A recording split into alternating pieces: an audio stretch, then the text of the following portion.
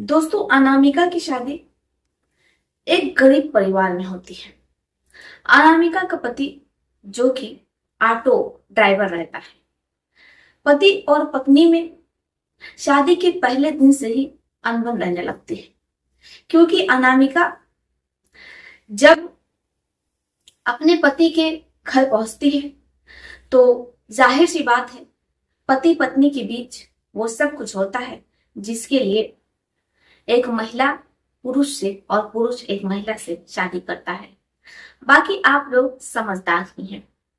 लेकिन जो अनामिका रहती है, पति को उस पर यह शक हो जाता है कि अनामिका पहले भी कई लोगों से ये सब कुछ कर चुकी है, क्योंकि अनामिका के पति सौरभ को ऐसी कोई चीजें नहीं मिल पाती हैं जिससे कि उसे यह यकीन हो जाए कि अनामिका ये सब कुछ पहली बार कर रही है। आप लोग समझदार हैं, समझ सकते हैं कि मैं यहाँ पर किस बारे में और क्या बात कर रही हूँ।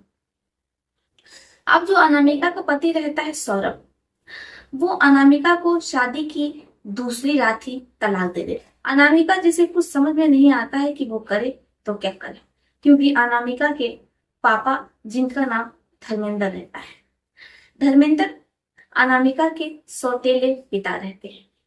अनामिका की माँ भी कुछ वर्ष पूर्व ही इस दुनिया से चली जाती है। अब अनामिका अपना एक बैग जिसमें 3-4 जोड़ी कपड़े रहते हैं वो लेकर के अपने सौतेले पापा धर्मेंद्र के घर पहुंचती है। वो दरवाजा खटखटा रही होती है। धर्मेंद्र जो अपनी सौतेली बेटे के लिए दरवाजा खोलने की कोशिश करते हैं, लेकिन जो अनामिका की सौतेली माँ रहती है वो धर्मेंद्र को ये साफ कर देती है कि अब वो अनामिका को अपने घर पर नहीं रखेगी। अब तो उसका कन्यादान हो गया है, इसलिए वो यहाँ क्या कन्या। अब जो धर्मेंद्र रहते हैं अनामिका के पापा, वो भी अपनी पत्नी से बहुत डरते हैं, इसलिए वो दरवाजा नहीं खोलते। अब ऐसे ही रात बीतती रहती है, 2 से 2:30 बज जाता है, लेकिन दरवाजा नहीं खुलता है। अनामिका जिस पर दुखों का पहाड़ टूट पड़ता है, एक और पति जो उसे तलाक दे दिया है और दूसरी ओर उसके सौतेले माता पिता दरवाजा नहीं खोल रहे हैं। तभी अनामिका की नजर एक व्यक्ति पर पड़ती है। व्यक्ति देखने में सब लग रहा होता है। अनामिका उस व्यक्ति के पास जाती है और कहती है कि साहब, मुझे खाने के लिए कुछ पैसे दे दो। जो व्यक्ति रहता है वो अनामिका की ओर बड़ी ही गहराई से देखता है।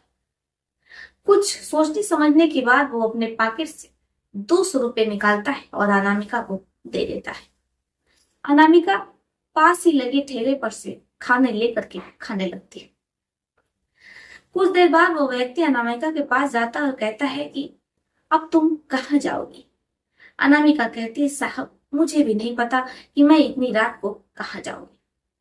जो व्यक्ति रहता है वो अनामिका से कहता है कि देखो, अगर तुम्हारे पास रहने के लिए कोई जगह नहीं हो तो तुम मेरे साथ मेरे घर चल सकती हो।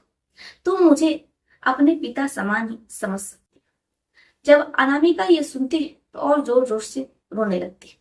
अब इसके बाद वो व्यक्ति जिसका नाम कौशल रहता है, अनामिका को अपने साथ अपने घर ले जाता है।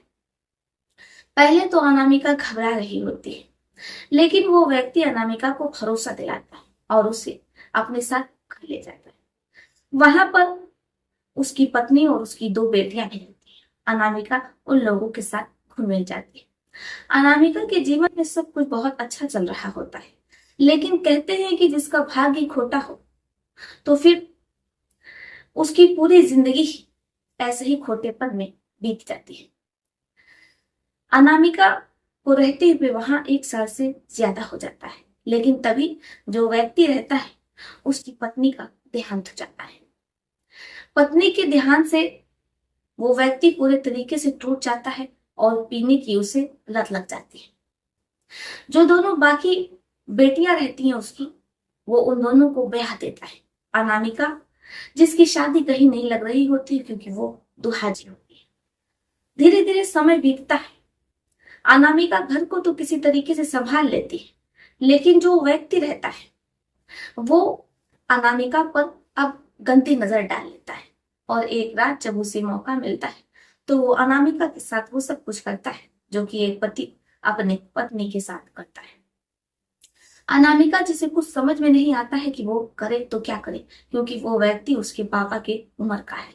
अब ऐसे में जब कोई अधेड़ व्यक्ति हर दिन अनामिका के साथ ये सब चीजें कर रहा हो तो अनामिका पूरी तरीके से टूट जाती है। वो वहां से जाने का फैसला लेती है, लेकिन अपने कदम पीछे कर लेती है क्योंकि उसका तलाक हो चुका है। उसके पापा उसे अपनाने से इनकार कर चुके हैं। अब अनामिका इसे ही अपना भाई मानती है और वहां पर उस अधेड़ व्यक्ति के साथ ही रहने लगती है। कुछ दिनों बाद अनामिका उस व्यक्ति के बेटे को, सुपुत्र को जन्म देती है। अब अनामिका उसे ही अपना घर मान लेती है और वहीं पर रहने लगती है। क्या अनामिका के पापा को अपनी बेटी के साथ ऐसा करना चाहिए था? अगर वो दरवाजा खोल देते, अपनी बेटी को अपना लेते, तो शायद जो कुछ अनामिका के साथ आज हुआ वो ना होता। क्या अनामिका को उस अधेड़ व्यक्ति के साथ रहना चाहिए था?